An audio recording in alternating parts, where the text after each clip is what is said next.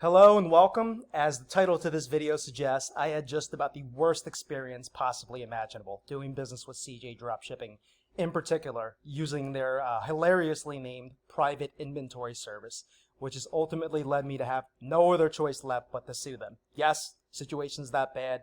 Yes, they've left me with no other options. And yes, this is a case that really every lawyer dreams of because frankly, this is the very definition of an open shut case, okay? And once you're done hearing about the sordid case details, which are hard to believe are even possible, I have little doubt you'll walk away understanding full well why I'm shouting from the rooftops, warning my fellow dropshippers and ecom store owners not to do business with this company on any level, okay? But first, let me explain how I found CJ Dropshipping in the first place. So right about the time last year when all local U.S. businesses were locked down, my best-selling product was a do-it-yourself pet grooming kit, which made perfect sense because all the groomers were closed, the warmer weather was rolling around, and pet's hair was it was growing out of control, causing a lot of panting and discomfort. And so the product was a home run for obvious reasons. The biggest obstacle was that it was common knowledge amongst dropshippers that do-it-yourself pet grooming kits were all the rage, and just finding enough supply was always the biggest problem. Now, for anyone who's done business with AliExpress, none of what I'm going to share with you will be the least bit surprising to you, but their marketplace had tons of sellers all promising that they had near limitless qualities of these pet grooming kits. And most importantly, most of them said they were warehoused in the US. Now, of course, these were both lies, and I would literally, it was so bad, I would literally check the inventory of a supplier before going to sleep, and it would say that they had 10,000 grooming kits in stock, only to wake up a few hours later and see that they were sold out. So clearly they were lying about supposed inventory levels. Now, regarding the goods being warehoused locally in the U.S., that was yet another lie. Most, if not all, suppliers said the goods were stored locally in the U.S., but in fact, only after you bought from them, you would get a tracking number and you would see that nothing happened for the first 2 weeks. It was coming from China. And as you could expect, since I had promised my customers 7 to 10 business days, which should have been more than a sufficient buffer, with the supply chain issues and all the delays, the problems and setbacks, these kits taking a month or two to arrive, set off just a slew of refund requests, PayPal disputes and chargebacks.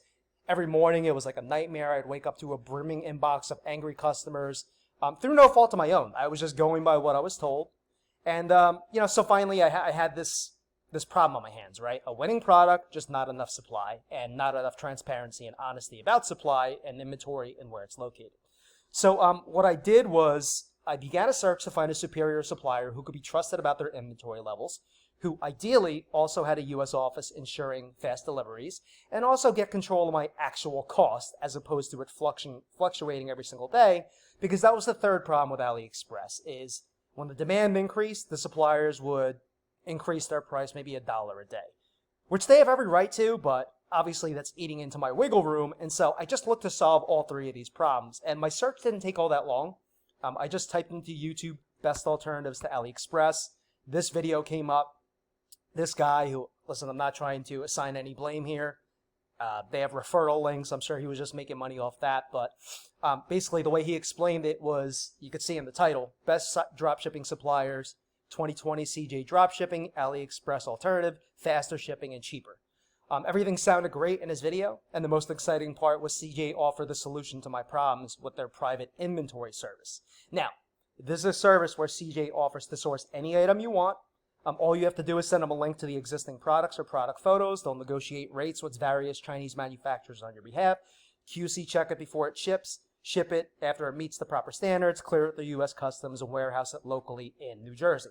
In a nutshell, using CJ Dropshipping's private inventory service, I could pay for these DIY grooming kits up front and in bulk, and thus have way more wiggle room on my pricing and never have to worry about where they're being shipped from or how many I had left. And on top of that, I will be assigned my own personal agent to work with and get my questions answered, which no other supplier that I knew of was offering. So if you add it all up, you can see why CJ sounded like the perfect solution to my ongoing problem, in theory.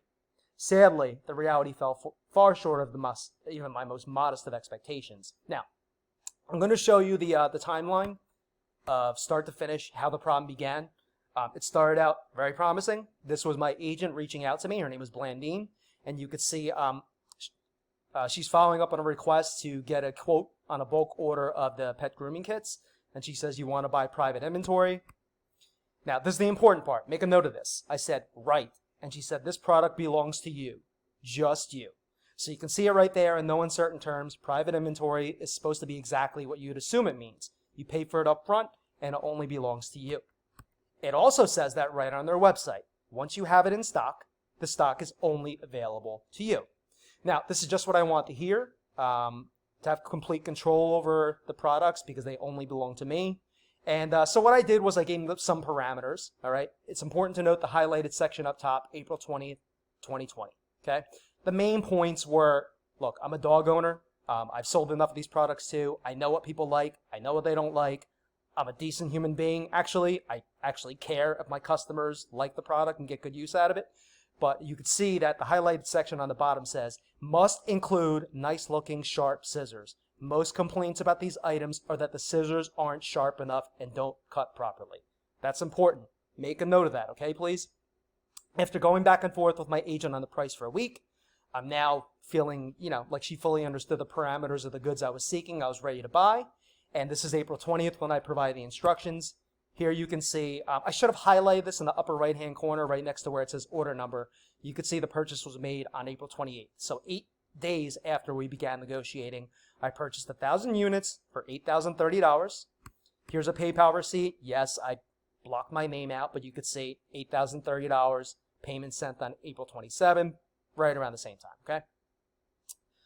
All right, now the problem was, after I paid them, the incompetence was just absolutely off the charts, all right? Here's May 5th. A week later, I have bad news. We received the products yesterday from the supplier. It's missing some accessories. Setback number 1. May 8th, I have some bad news. Okay, let me hear it. This supplier is very untrustworthy. So we had to reset, start all over again. They had to find another supplier, one who was reliable, who, upon QC inspection was including everything we needed. And you can see right here, on June 30th, mind you, I paid on April 28th, so this is 2 months and 2 days later, the goods finally arrived. Well, at least most of them, 919 pieces arrived in the warehouse. Now, after this 2-month-long wait, the demand for this item cooled off to the point where I couldn't even sell them at a loss. So what I did was, I just sucked it up and I said, all right, well, I'll just sit on them all fall and winter and wait until the weather warms up again. Now, my agent around this time had a better idea. She said, we have a new service. You could transfer your private inventory into their marketplace, similar to Amazon's marketplace. And if they either sell, like a consumer shops there and buys them, or if a drop shipper decides to sell your product, CJ takes a small commission, but I'd get the lion's share of the sale. So it's perfect. They weren't selling with paid traffic. Why not put it on a marketplace for free and only pay if a sale is made? Now, it's important to note that CJ had the exact same product on their marketplace listed as mine. And I would check every single day to make sure that my price was lower than theirs. In short, I was undercutting them price-wise for the exact same product. And not only that, not only was my identical product cheaper, but mine was stored in their New Jersey location. You could see in the middle of the screen where it says shipping from, it says China warehouse. So again, add it up. For someone looking to buy this and sell it to U.S. residents, mine was not only cheaper, but it would arrive way quicker since it was warehoused in the U.S. instead of China. Somehow, despite all these advantages, listing these near 1,000 units on their marketplace for 3 whole months and being on a ton, okay, of different watch lists of different drop shippers, I was only credited with 1 measly sale, which seemed darn near impossible. But this meant that several of my fellow drop shippers had their eyes on this product, yet for 90 days, only 1 sale was made. It was just really fishy. It was my first inclination that something shady was going on. But listen, I had no proof, so I didn't say anything about it. And as spring rolled around in 2021, and since I wasn't making any sales on the marketplace, I moved them back to private inventory. Now, fortunately, I found a new method of selling these, and that was on Facebook Marketplace. And they were selling so well that I depleted my stock from 1,000 down to 467 units. Okay, so everything was going fine and dandy until one day I stumbled on the bombshell revelation that was the entire crux of creating this cautionary tale video. Now, before we get into it, I just want you to make a mental note of the packaging. You can see we agreed upon it. This is my agent saying this is the true packaging, yellow and red. Once it came on U.S. soil, I ordered one for myself, same deal. Now, as you probably figured out, The reason I created this video is to warn you that my private inventory didn't turn out to be private at all. CJ Dropshipping literally stole my goods out from under me. Where's my proof? How did I discover this? Well, quite frankly, it was a bit of blind luck. I had a customer, you can see right here, and look at the bottom highlighted section. She was complaining about the scissors. This is what she said was sent to her. Not that yellow and red box, mind you. And look at these scissors. Okay? Remember what I told you? My parameters were they must include nice looking sharp scissors because most complaints are that the scissors aren't sharp enough and don't cut properly. Exactly like my customer said. I know my audience. Now, here's the kicker. So I'm trying to figure out, was this done on purpose? Was it an accident? So I did two things. I reached out to my agent, asking her to look into it. Let me backtrack because I'm stealing my thunder. And I also purchased one for myself. This is the one that I received, okay? Here's the one my customer received, sent me photos of. Here's the one that I received sent to me with my address blurred out. Now, here is the proverbial smoking gun, making this an open shut case. I'm saying, I need you to confirm you guys are sending the right products to my customers. If not, we're going to have a major legal problem on our hands. And she replied, I am sorry. I did not change your supplier. I have no idea what she's talking about there. We have been reselling all your private stock. Yeah, let that sink in. That's right. Despite all these promises from both my agent and their own websiting promising private inventory only belongs to me, my new agent flat out admitted to me they resold all my stock, matter-of-factly like it was no big deal.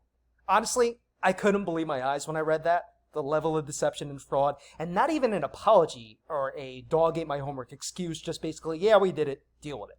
Now, it stands to reason if my products weren't superior to what they tried to sneakily replace them with, they never would have dipped into my stash to begin with. And that's when it hit me. The reason why they had to swap out these products to begin with is that I didn't only make one sale in that 3-month time that it was in their marketplace. What happened was, and this is my suspicion, it's the only thing that makes sense, is that every time a sale was made, instead of crediting it to me, they took my products and shipped them out and stole the sale for themselves. Eventually, they ran out of my 1,000 products and swapped them for an inferior unit, thinking I would never find out. And of course, when I did, I brought it to their attention. But unfortunately, they stalled. They told me they would get back to me. And also the biggest problem was since this was well over 180 days since the purchase, PayPal wouldn't let me file a dispute. And since I use PayPal, my bank wouldn't let me file a chargeback with them either. So my only options were to settle outside of court amicably or sue and burn them to the ground. And since we're here right now, you know which option they chose. Now, to be clear, okay, all I wanted was them to buy me out the existing products that I never agreed to anyway, which I think was more than a fair deal. I did not want to have this get ugly, especially since this is an international lawsuit, and that can get very pricey and time-consuming. But they're clearly calling my bluff, and it got so bad that they got back to me and said, we've come up with a solution. We're going to unlock your account. That's right, what you're looking at is my account locked to the point where I can't even log in and sell these, even if I wanted to, okay? So on top of stealing my items, they won't even let me sell what's left of them, all right? And so basically, this is the level of company that we're dealing with, all right? They stole my goods, they swapped them out with inferior product, and now they won't even let me sell what's left of them or buy out what's left of them. They said, we're going to let you log back in and sell these products that I never agreed to anyway. So, yes, like I said, I know I said up front, it's hard to believe a supposedly reputable company is capable of sinking to such depths. But as promised, the evidence is all there, okay? This is cut and dry. There cannot be a clearer case of theft, breach of contract, you name it. So that's it. Really, I appreciate you watching my video, warning you not to come anywhere near this morally bankrupt, flagrantly dishonest, lying, thieving crooks who really don't deserve a penny from any dropshipper or ecom store owner. Moving forward, since this is how they do business. I hope that you got value out of this and that you heed my warning because I would hate for someone to have this happen to them. And yeah, I wish you all the best of luck in your drop shipping and ecom endeavors. And I hope that this served you well. Take care.